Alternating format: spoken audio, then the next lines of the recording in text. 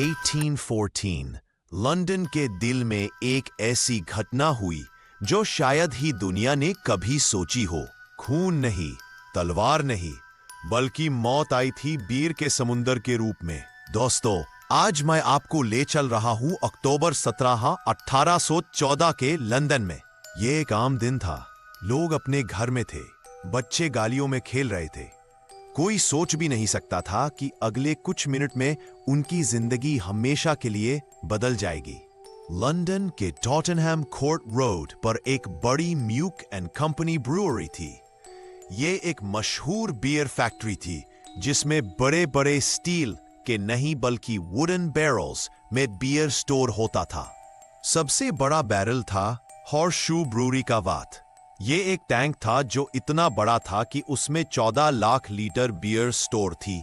सोचिए, एक छोटी झील जितना। उस दिन शाम के वक्त बिना किसी वार्निंग के बैरल के आयरन रिंग्स क्रैक होने लगे। अचानक एक जोर का धमाका हुआ और टैंक फट गया। एक ही पल में लाखों लीटर बियर फैक्ट्री से बाहर निकल पड़ी।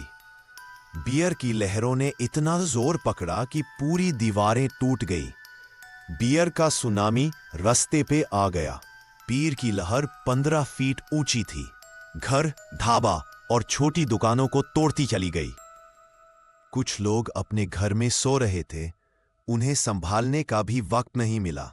बियर के समुंदर में डूबकर लोग मर गए।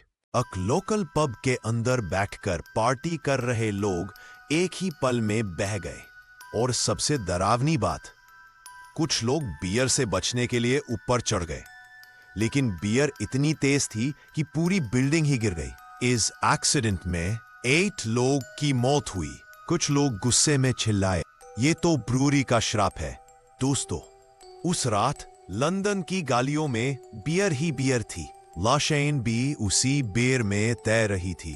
कुछ लोग चुपके से बियर भरने की कोशिश कर रहे थे, लेकिन उनका भी गला घुट गया। गलियों में कुछ दिन तक बियर की स्मेल बनी रही और लोग कहते थे कि रात के समय उन गलियों में अभी भी चीखने की आवाजें सुनाई देती थी, जैसे कोई मदद मांग रहा हो या बियर के समुंदर में डूब रहा हो। लंदन बियर फ्लड एक ऐसी घटना थी जिसमें शराब ने शराब का रूप ले लिया। आज 200 साल बाद भी जब लोग उस जगह कुछ को अभी भी वेट फुटस्टेप्स सुनाई देते हैं, और कुछ लोग कहते हैं कि लंदन के उस ब्रूअरी के आसपास अभी भी उनकी आत्माएं भटक रही है जो बियर के समुंदर में डूबकर मर गए थे। सोचने वाली बात यह। Number 2, dancing plague. एक ऐसी बीमारी जो इंसान को मजबूर कर देती थी नाचने के लिए।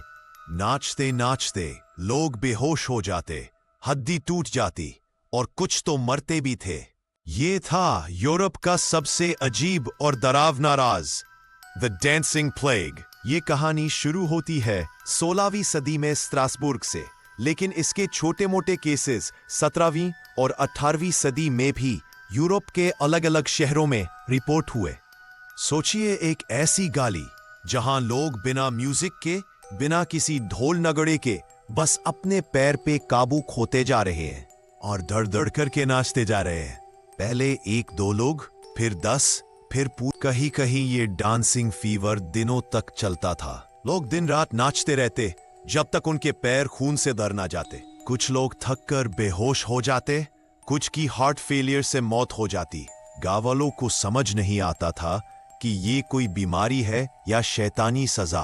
कुछ लोग कहते थे ये तो सेंट वीटस का श्राप है, वीटस का श्राप है। कुछ लोग मानते थे कि उनके गांव पर बुरी आत्मा का कब्जा है। सोचिए, एक रात का मंजर। चांदनी के नीचे एक बड़ा ग्रुप बिना आवाज के नाचता जा रहा है। ना धुन है, ना संगीत, सिर्फ पैरों की धम धम और लोगों की चीखने की आवाज। और सबसे डरावनी बात, लोग चाहे कितनी भी कोशिश कर ले, उनके पैर रुकते ही नहीं थे, जैसे कोई अनजान ताकत उन्हें नचा रही हो।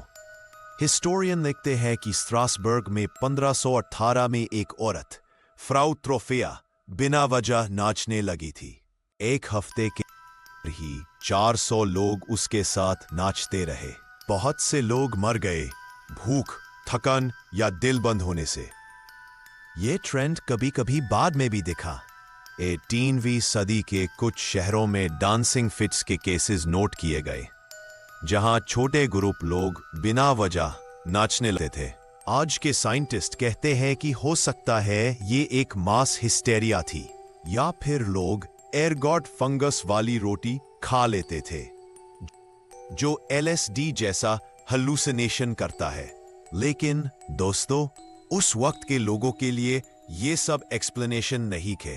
उनके लिए ये एक आत्मा का नशा था, एक हॉन्टेड प्लेग। नंबर 3, सेलम विच ट्रायल्स। दोस्तों, सोचिए एक ऐसा गांव जहां हर गली में डर है, जहां पर एक छोटी सी गलती, एक अजीब हरकत या एक बुरा सपना देख लेना भी आपको चुड़ैल साबित करने के लिए काफी है। ये है कहानी 1692 के सेलम विच ट्रायल्स की, जब लोगों ने अपने ही पड़ोसियों को मौत के घाट उतार दिया।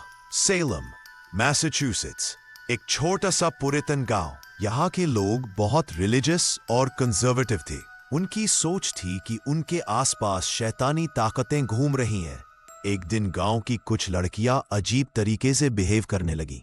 कोई अचानक चीखने लगती, कोई अपने हाथ पैर तोड़ने लगती, कोई ऐसे गिरती जैसे उसके अंदर कोई दूसरी ताकत घुस गई हो।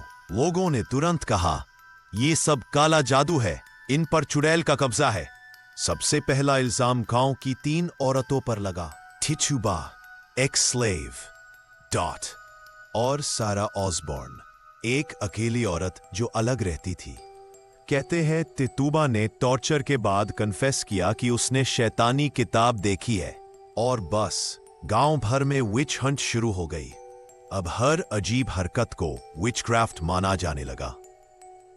अगर कोई बच्चा बीमार हो गया तो ब्लेम विच, अगर किसी का दूध खराब हो गया ब्लेम विच, अगर फसल खराब हो गई ब्लेम विच। गांव के चर्च ने ट्रायल्स शुरू किए। कोर्ट में लोग कहते, मैं इस औरत को भूत के साथ देखा है, और बिना किसी प्रूफ के लोगों को विच डिक्लेयर कर दिया जाता। कुछ को फांसी दी गई, कुछ को स्टोन से दबाकर मारा गया, और कुछ टॉर्चर की वजह से मर गए।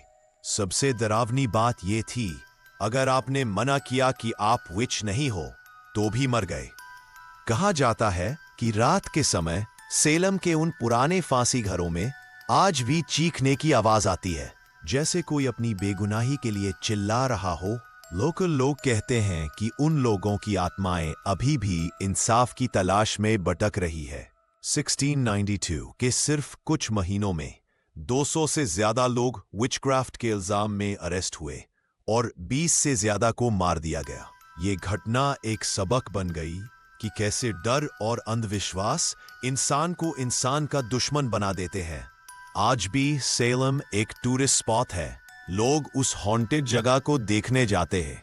लेकिन सवाल यह है, अगर उस वक्त आप सेलम में होते